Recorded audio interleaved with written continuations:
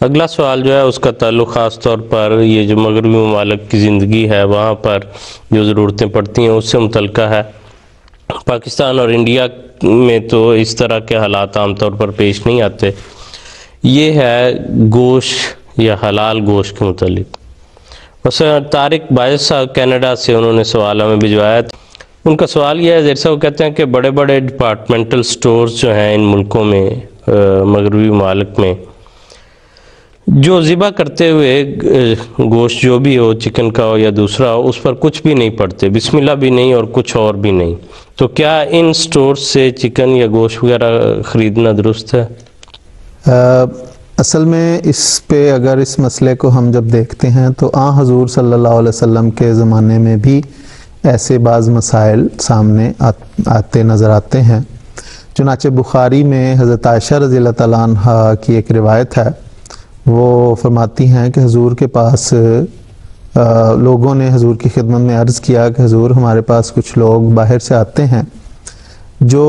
گوشت اپنے ساتھ لاتے ہیں، اور اس گوشت کے متعلق یہ نہیں پتہ ہوتا کہ اس پہ وہ ذبح شدہ گوشت ہوتا ہے، لیکن اس کے متعلق یہ پتہ نہیں ہوتا کہ اس پہ ذبح کرتے وقت اللہ تعالیٰ کا نام لیا گیا ہے یا نہیں۔ تو حضور صلی اللہ علیہ وسلم نے بجائے اس کے کہ کوئی اس کو حرام قرار دے دیتے، یا بڑی حکمت کے ساتھ حضور نے فرمایا کہ اگر ایسا گوشت جس کے متعلق نہ پتہ چلے کہ اس پہ اللہ کا نام لیا گیا ہے کہ نہیں، لیکن وہ ذبح کیا گیا ہو، انسانی ضرورت کے لیے ذبح کیا گیا ہو، تو اس پہ کھانے والا جو مسلمان ہے وہ کھاتے وقت اس پہ اللہ تعالیٰ کا نام لے لے۔ تو یہ ایک مسئلہ حضور صلی اللہ علیہ وسلم کی زندگی میں صحابہ نے حضور کی خدمت میں پیش کیا، اور حضور نے اس کا جواب عطا فرمایا۔ جہاں تک صحابہ رضوان اللہ علیہم اجمعین کے اقوال کا تعلق ہے، خلفائے راشدین کے اقوال کا تعلق ہے، تو اس میں ہمیں اس قسم کے اقوال ملتے ہیں کہ عرب کے جو نصارہ، جو عیسائی غیر مسلم جو لوگ تھے، وہ ذبیحہ کا کام جو کرتے تھے، تو اگر وہ اس پہ غیر اللہ کا نام نہ لیں یا عمدن اس پہ اللہ تعالیٰ کا نام نہ لیں، تو پھر یعنی جان بوجھ کے وہ اللہ تعالیٰ کا نام چھوڑیں یا غیر اللہ کا نام اس پہ لیں، تو ایسے گوشت کے متعلق تو کہا جاتا ہے کہ وہ ناجائز ہے کھانے کے لیے، کیونکہ جان بوجھ پہ اس پہ اللہ تعالیٰ کا نام نہیں لیا گیا۔ لیکن اگر وہ لوگ انہیں نہیں پتا، وہ غیر ارادی طور پہ اس پہ اگر اللہ تعالیٰ کا نام نہیں لیتے یا کسی اور کا نام نہیں لیتے، تو ایسے گوشت کے کھانے میں کوئی حرج نہیں، وہ سمجھتے، اور ایسے گوشت کو وہ اسی حضور صلی اللہ علیہ وسلم کے اس قول کے تابع کہ پھر کھانے والا اس پہ اللہ تعالیٰ کا نام لے لے۔ اسی طرح فقہاء اربعہ نے بھی اس پہ کافی بحثیں کی ہیں اور اس میں کافی گہرائی میں وہ گئے ہیں، لیکن اصل اس میں بات یہ ہے کہ دیکھنے والی بات جو ہمیں خلفائے احمدیت کے اقوال سے پتہ چلتا ہے، خاص طور پہ حضرت مسلم اور رضی اللہ تعالیٰ عنہ نے بھی اس کے بارے میں مختلف ہدایات عطا فرمائیں، حضرت خلیفۃ مسیح ثالث نے بھی چونکہ دورے کیے یورپ کے، حضرت خلیفۃ مسیح رابع نے اپنے مشاہدے جو حضور نے حضرت مسلم اور رضی اللہ تعالیٰ عنہ سے دیکھے، اور حضرت مسلم اور رضی اللہ تعالیٰ عنہ کا طریقہ عمل جو دیکھا، اس کی بنا پہ حضور نے جو ارشادات فرمائے وہ بھی موجود ہیں۔ ان سے یہ خلاصہ اس کا یہ نکلتا ہے کہ ایسا گوشت جو انسانی ضرورت کے لیے ذبح کیا گیا ہو اور صحت کے اصولوں کو مد نظر رکھ کے ذبح کیا گیا ہو، تو اگر اس پہ وہ غیر اللہ کا نام نہیں لیا گیا یا اس پہ جان بوجھ کے اللہ تعالیٰ کا نام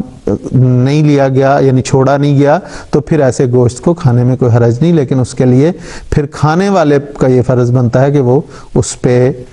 بسم اللہ پڑھ لے۔ لیکن جیسے کہ میں نے عرض کیا کہ اس قسم کے مسائل جماعت احمدیہ کا جو ایک فقہی ادارہ ہے جس کے تحت حضرت خلیفۃ المسیح کی زیر سرپرستی، جس میں فقہی مسائل زیر بحث آتے ہیں، مجلس افتاء، اس میں بھی مسئلہ ذبیحہ کے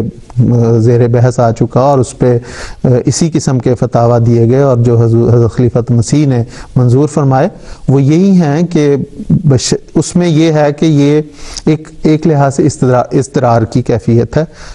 اور ایسی جگہ پہ اس کی اجازت ہے جہاں پہ آپ کو باقاعدہ حلال گوشت، باقاعدہ اللہ تعالیٰ کا نام لے کر ذبح کیے جانے والا گوشت نہیں میسر۔ یا اگر میسر ہے تو اس کے لیے غیر معمولی قیمت ادا کرنی پڑتی ہے، غیر معمولی مشقت اس کے لیے ادا کرنی پڑتی ہے. تو اگر ایسی صورت مجبوری نہیں تو پھر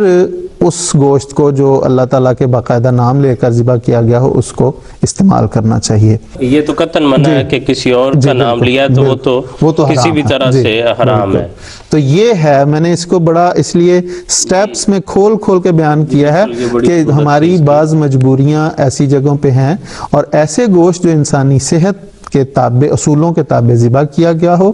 قطع نظر اس کے کہ اس پہ اللہ تعالیٰ کا نام لیا گیا ہے یا نہیں، ایسا گوشت کھانے والے پہ پھر منحصر ہے کہ وہ ایک تو وہ بسم اللہ وہ پڑھتا ہے جو وہ کھانا شروع کرنے سے پہلے پڑھتا ہے، لیکن اس کی نیت پھر یہ ہونی چاہیے کہ یہ میں گوشت اس لیے، یہ بسم اللہ میں اس لیے پڑھ رہا ہوں تاکہ پتہ نہیں اس پہ اللہ تعالیٰ کا نام ذبح کرتے وقت لیا گیا تھا کہ نہیں. اور دراصل ہمارے اس فتوے کی، ہمارے اس موقف کی بنیاد سیدنا حضرت اقدس حضرت محمد صلی اللہ علیہ وسلم کے اسی فتوے پہ ہے جو حضرت عائشہ رضی اللہ تعالیٰ عنہ کی بیان فرمودہ ہے اور بخاری میں موجود ہے کہ لوگ آئے اور انہوں نے عرض کی تو حضور نے فرمایا کہ اس پہ جب تم کھانے لگو تو بسم اللہ پڑھ لو.